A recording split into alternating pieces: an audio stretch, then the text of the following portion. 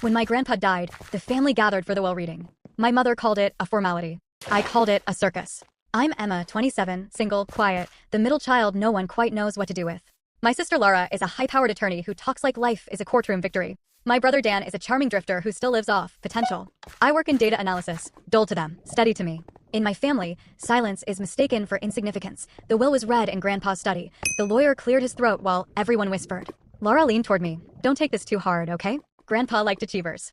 Don't expect much, loser. To my granddaughter Laura, the lawyer began, I leave my law books and admiration for her ambition. She smiled, radiant. To my grandson Dan, my coin collection, may he learn that value grows with patience. My parents teared up, then came my name. To my granddaughter Emma, I leave the house, the land, and my savings account to be used as she sees fit. She at least always listened. Silence. Then chaos. There must be some mistake, my mother stammered. Laura snapped, that property's worth over $1 million. Dan muttered, she barely talked to him. The lawyer smiled. She talked less, but she listened more. They didn't know about my visits, fixing his computer, bringing him books, sharing tea while he told stories about patience, compounding interest, and the power of quiet people. He once said, the world underestimates the quiet ones until it doesn't. I stood up. Grandpa wanted this. I'll honor it. My mother began, Emma, you can't. I can, I said, taking the keys. Outside, the lawyer handed me an envelope. Inside was a note in Grandpa's shaky hand. Let them talk. You build. That night, I sat on the old porch, my porch, watching the sunset over the field he planted. The wind was calm, the house solid beneath me. For the first time, I didn't feel invisible. Grandpa was right. Let them talk. I'll build. I used to joke that my parents thought my paycheck came with extra zeros. Every time my younger brother wanted something, a new bike, a short-term loan, a semester abroad, the call would come. You're doing well, right? You can help your brother out. I wasn't doing well. I was surviving. Rent, bills, groceries, everything balanced by a thread. But guilt is a powerful currency, so I paid. Birthdays, emergencies, imaginary debts. They called it family support.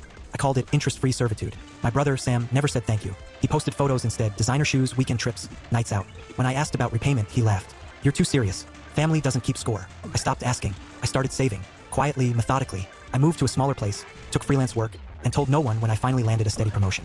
I still picked up calls, still listened to their money problems, but I said less and less. Then one day, Mom called in tears. Sam's in trouble. His business partner ran off with everything. He needs help. I paused, looking at the message Sam had just posted. A photo of his office, all luxury and lies. I can't, I said softly. Things are tight. For the first time, there was silence on her end. A long, confused silence. Months later, I heard Sam had sold his car, moved back home, and was delivering packages to stay afloat.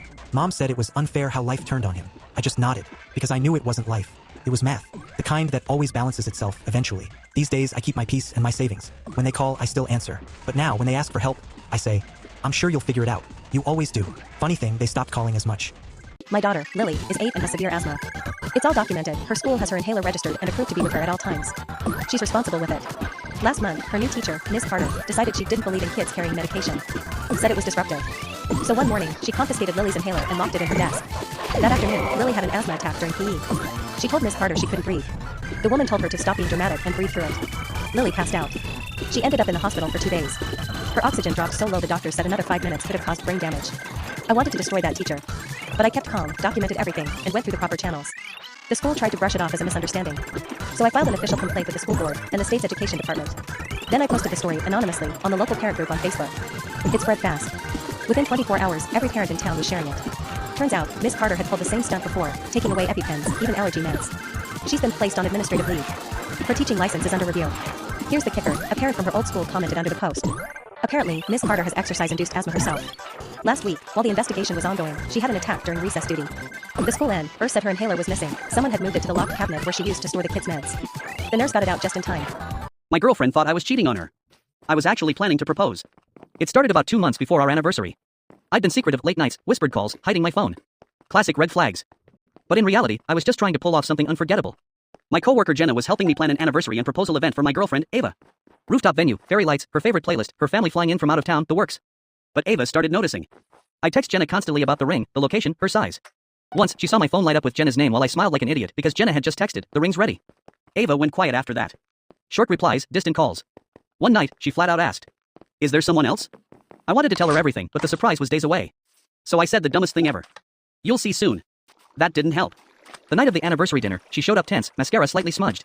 When the elevator doors opened to a rooftop glowing with candles, her best friend, and both our families cheering, she froze. Then she saw Jenna holding the ring box. I walked up, took it from Jenna, dropped to one knee, and said, you thought I was cheating. But I was just trying to spend the rest of my life proving I'd never do that. Ava burst into tears. Said yes before I could finish. The whole crowd screamed. Later, she whispered in my ear, "You're lucky this was a proposal, because I was this close to throwing your phone in a river."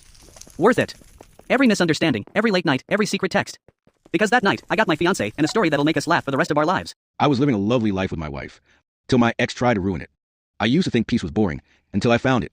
My wife, Emily, is kind, funny, and made me believe in quiet happiness. We had a home, a dog, and a simple life that felt perfect. Then my ex, Mara, texted me out of nowhere. "Hey stranger, long time." I ignored it first, but she kept messaging, eventually sending old photos, just reminiscing. I told Emily about it. She wasn't worried. "Just block her," she said. I did.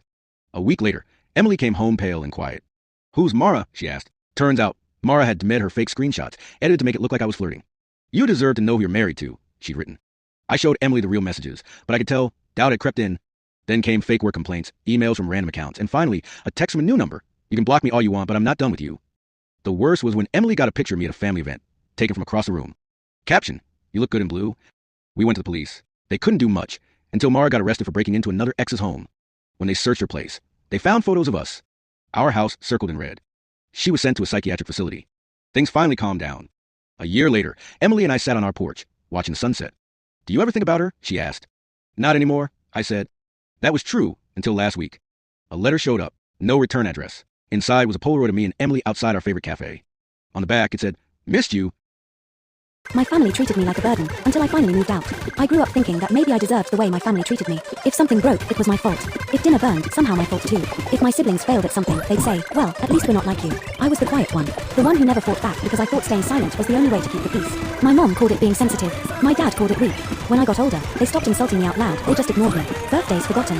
Achievements brushed off. My mom once told me, "You're too emotional to survive alone." That one stuck with me. By 23, I'd had enough. I saved every cent from my part-time job and found a small studio apartment across town. The day I packed, my mom didn't even look up from her phone. My dad said, "You'll be back in a month." My siblings laughed, but I never went back. The first night in my own place, I cried not because I missed them, but because it was the first time I felt free. The silence didn't hurt anymore, it felt peaceful. I could leave dishes in the sink, play music, cook what I wanted, small things, but they meant everything.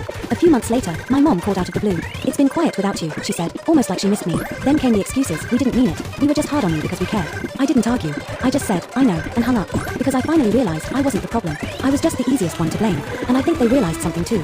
That the house feels colder without the one person who ever tried to keep it warm. My spoiled girlfriend treated me like a walking ATM until karma cashed her out. I used to think dating someone high maintenance just meant they had standards. Turns out, mine just had expenses. When I met Lily, she was gorgeous, funny, and had a talent for making every problem sound like the universe was personally targeting her. She never had money for anything, not gas, not groceries, not bills, but she always had screenshots of luxury stuff she totally needed to feel confident. And guess who covered everything? If her car broke, I paid. If rent was short, I paid. If she wanted just a small Sephora haul, I paid.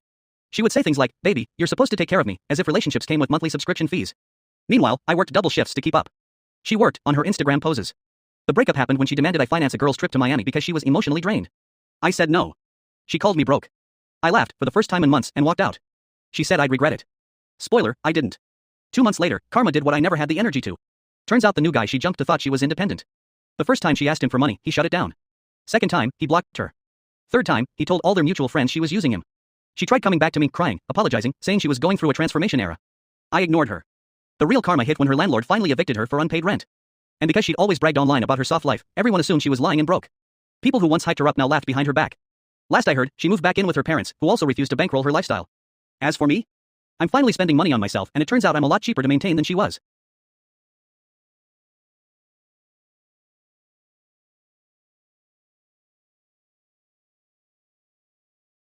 Being the only girl in a house full of brothers meant I grew up knowing every shade of their stupidity, especially my older brother's hopeless flirting. He had the confidence of a movie star and the execution of a wet sock. So when he confessed he liked this girl from his gym, quiet, gorgeous, completely out of his league, he asked me for help. "Just talk me up a little," he said. A little. Right. I ended up doing everything. Picking his outfits so he didn't show up in that cursed neon tank top, rewriting his texts so he didn't sound like a malfunctioning robot, even pretending to bump into her with him at the coffee shop. The moment she realized we were siblings, she relaxed. Apparently she thought I was his girlfriend the first few times, which explained her polite, terrified smiles.